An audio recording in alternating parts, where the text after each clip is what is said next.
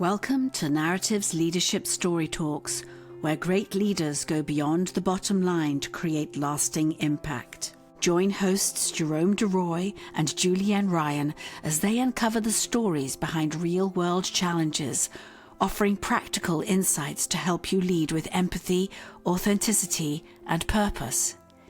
Each episode dives into how leaders use storytelling to build trust, foster connection, and inspire action. Whether you're navigating workplace dynamics, driving change, or building high-performing teams. Yeah, so sequoias are the largest trees in the world, actually the largest living things in the world by volume, right? You know, the amount of water they can hold compared to a great whale, for example. And they live for 3,000 years. And what's not known about them is that they actually grow faster as they get older because they kind of, they get out of the forest canopy and get more light. But sequoias get all sorts of problems, right? Their trunks split, they're kind of gnarly looking, they're not perfect. They just grow. And then a bonsai is a beautiful tree that is trimmed by humans, right? And it never grows past 13 feet. That's the tallest bonsai in the world. And so in business, the analogy is like some companies are not always perfect, meaning they're willing to test a bunch of things that are not going to work, right? So they're open-minded to trying stuff, and then they are looking for profitable growth. Like they just you've never shrunk to greatness. So yes, they're trying to lower, they're trying to maintain their cost structure in the right way. They're not trying to be spending frivolous amount of money, but they are looking for profitable growth in the long term, customer lifetime value. Whereas the bonsai is always worried about testing something that costs $50,000 because their numbers will look a little bit worse for a quarter, and so they never try stuff. Welcome back to Leadership Story Talks, another debrief episode. This time we're debriefing about our interview with Nicolas Darveau-Garneau, and he was talking about this metaphor that's the title of his book, Be a Sequoia, Not a Bonsai. And I thought that could be an interesting thing for us to talk about in terms of that imagery of this tree that grows and grows and grows, despite, and not always in beautiful ways. It kind of gets ugly and gnarly, but it keeps growing anyway. Mm-hmm. And he was using that metaphor to show how the companies that try things out and fail and then try again, get back up and try again, those are the ones that grow the most, as opposed to the bonsai, which doesn't grow, has a ceiling essentially, and doesn't grow more than a specific amount, because it's really much more focused on how beautiful it looks and how aesthetic it is.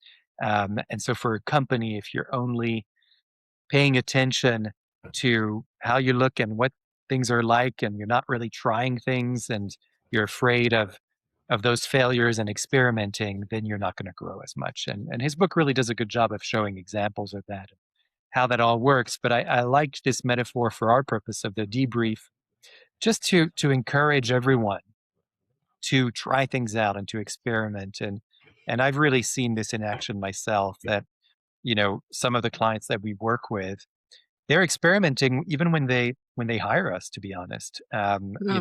It's not always, for sure. I mean, it's not always comfortable to sort of explore the stories that make up who you are as an organization, because you have to do the hard work of asking people to tell stories. And not everyone has, actually, I really think most of the more effective stories are the stories that aren't so pretty, that aren't about all the successes you've had, but they're actually about things that didn't work out so well. Those are the ones that contain all the lessons. And those are the ones that create trust amongst everybody, because they feel real. But it's not comfortable work to do. And so I really want to appreciate the people who have worked with us, and there have been many over the years, and have taken this on, because it is an experiment, but it's very rewarding at the end of the day. And that's applicable. I'm applying it to what we do, but it's applicable to anyone really, and that's what the book shows.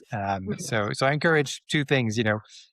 Try things out, experiment. Also, listen to that episode. It's episode 184, because you will learn a lot from it, especially about growth. And if you're hesitating about experimenting and trying things out, I think this will give you that little push. So, all good things. And it's interesting to how we approach a podcast or the debrief in similar ways. And then, like the tree, like the branches our brains take us to. Mm, When I was first saw the title, I was like, Bonsai, Sequoia. Well, that's interesting. Very long title, which I know many things about long titles on books. Um, but the word that kept coming to mind, even in your debrief just now, was control. The bonsais are beautiful because it's a lot of thought goes in, but it's controlled. It'll only be that. It's a very distinctive art form and it's never going to go astray. It's never going to allow to just feel its energy to say, well, maybe today I want to grow my branch that way and keep it.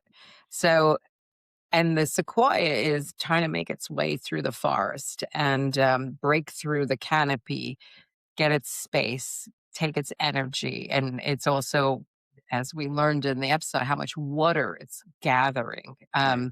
in order to sustain it. But the fact that it bears witness, there's ancient trees, thousands of years old, and they have borne witness to everything in the human experience, is what was coming to mind. And I think Mm, using that even as inspiration when we're looking at where does history and just letting things develop naturally or take a look at the environment and do what the environment is calling us to do versus control. mm, And I think that is the yin and the yang of management or working with other humans. Now, you make a great point about when clients hire us, there is some risk because we don't know. And that's the same thing with doing a workshop or giving a performance on stage. We don't know what's going to come out of somebody's mouth. mm, However, we also know that's why we're there to support people to say, sometimes we hear the most incredible story and it's like cheering them on, it's good news. And sometimes we hear things that were negative. But what we do with that is the decision point, how we repurpose it, how we show up for that person and acknowledge it. That's where the beauty comes because it's not all happening in the four walls that day when we do a workshop. It's what happens the next day and the next day about how we repurpose those stories or the interactions we shared with people. We've had a lot of different scenarios happen into the room, but it's how we receive the story, how we respected the dialogue. And that's why the methodology works because it's so carefully constructed to be time safe, a certain amount of prescribed feedback mm, responses, mm, etc. So there's an art and a science. So we're very much like the bonsai and the sequoia. There's times where you let things just happen and grow and experience, and then there's a certain amount of control mm. that helps that experience really flourish and keep it safe. Mm, very nice, very nice. Yeah, I agree with all of that, and I think it's great that you also brought up the fact that in terms of how we work with people, that there's a lot of structure to it, and Mhm. in order for growth to happen. So we're able to catch all the water so that people can really grow and get comfortable essentially with their own voice, with their own stories. But it doesn't necessarily happen immediately, and Mhm. I think that's the part that deserves a little bit of nurturing. Is how we do that, and yeah, and I think we're very intentional in terms of how we create a space for people to listen to each other and to tell stories, and that the storytelling really comes at the very end of our training, as opposed to the very beginning. We're really asking people to. Oop, I'm just going to stop for the there we go. And then we can cut that out. But yeah, so the story comes at the very end as opposed to the beginning, and then we'll give feedback, etc. We really want to start by creating that space where people feel safe and the ability to bring up their own voice and to listen to other people. That's really important. So yeah, I'm very happy you brought that up. Yeah, it's Yeah. the sharing that is the end goal. Hmm. The story is good. We're asking to create it. And then for some clients, we're being much more structured because they're presenting that story for maybe a meeting or a sales thing. But it's the sharing and the listening, I think, is the most important part of most of our work, that they were received and acknowledged. Yeah, it's connection. That's really what it is, right? It's I'm always somebody came up with this great kind of rhyme years ago to describe what we do. It's not about perfection; it's about connection, and I love that because it's that's absolutely right, and it goes back to that sequoia. That sequoia is not perfect, right? And but it's connected to its roots, and that's what allows it to grow and grow and grow. And I think that's what people feel in our workshops. They feel that connection, and when you feel that connection to yourself and to others and to your story, then you go out there and you're able to show your energy in a very, very different way. And that happens a lot, right? That people Mhm. tell us, wow, this person has really transformed in front of my eyes. And the other analogy I didn't want to, I came to mind is that Sequoia is living in the environment. This Mm, bonsai is in a controlled space, mm, indoor, protected with light, and the sequoia is out there, and it's living because it's living off everything that came before it.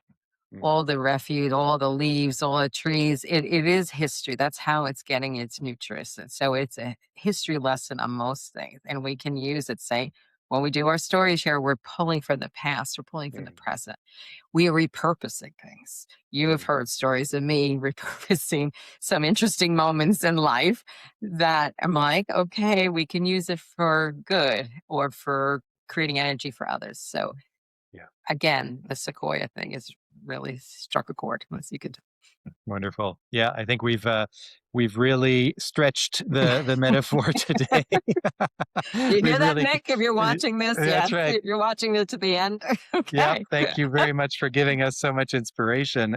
Clearly, well, we'll stop there for today. But once again, I want to encourage people to check out our website, narrative.com, and please don't hesitate to reach out if you're thinking of your own stories, whether that's to tell the story of your team, your organization, or whether it's to tell your own individual story as part of that team. We're always happy to hear from you, so please reach out and don't hesitate to ask your questions and give us your challenges. There's nothing too big or too small for us, so we're always happy to hear from you. And of course, I want to thank you, Julienne, once Oh, again for thank you. being my wonderful co-host, and thank you all listeners for being here today and for being faithful to the podcast. If you want to hear more of these, I encourage you to subscribe wherever you find your podcasts. Go to narrative.com/podcast where you'll find the entire library and leave a review because that's what drives word of mouth. And we really appreciate that. So thank you, everyone. And we hope you have a wonderful rest of your day and week. And see you next time. Bye-bye. For more information on the narrative listening and storytelling method and how it can help your business, go to narrative.com.